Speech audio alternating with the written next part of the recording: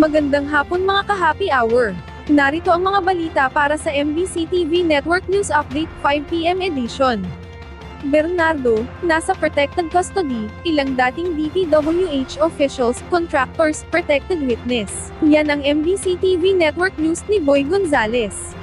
Dumating sa Department of Justice si dating DPWH Undersecretary Roberto Bernardo pasado alas 10 na umaga, ngayong Huwebes sa tagad na isinilalim sa protected custody habang nagpapatuloy ang investigasyon na kaugnay ng mga anomalya sa flood control project.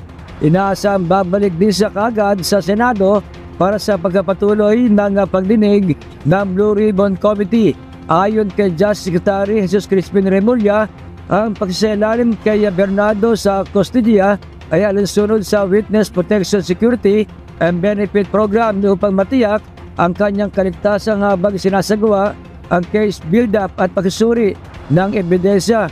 Kahapon kinumpirma ni Remulla na itinuturing ng protected witnesses ang ilang dating opisyal ng DPWH na sina dating Bulacan First District Engineer Henry Alcantara, dating Assistant Engineer Bryce Hernandez at JP Mendoza.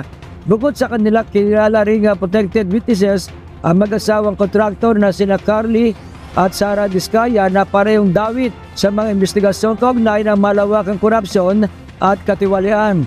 Tiniyak ng DOJ na ang lahat ng mga individual na isinilalim sa kustodiya at proteksyon na isasailalim sa masusing proseso at anumang aksyon ng kagawaran ay manatiling nakabatay lamang sa ebidensya at umiiral na batas. Para sa MBC TV Network News, ito si Boy Gonzales, una sa Pilipinas, una sa Pilipino.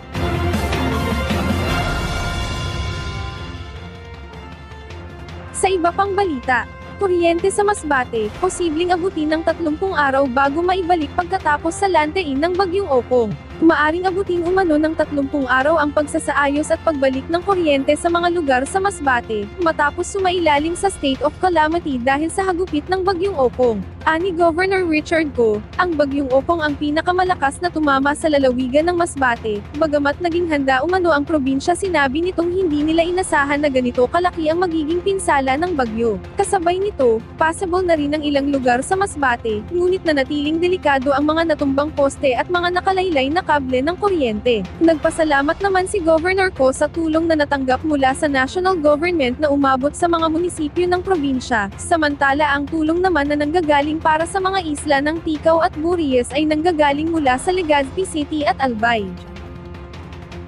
Bago tayo magtapos, narito na ang Christmas countdown, ngayong araw ng linggo. 88 days na lang, Pasko na.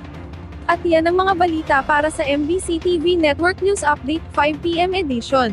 Samahan ninyo kami bukas, mula alas 9 ng umaga, hanggang alas 5 ng hapon.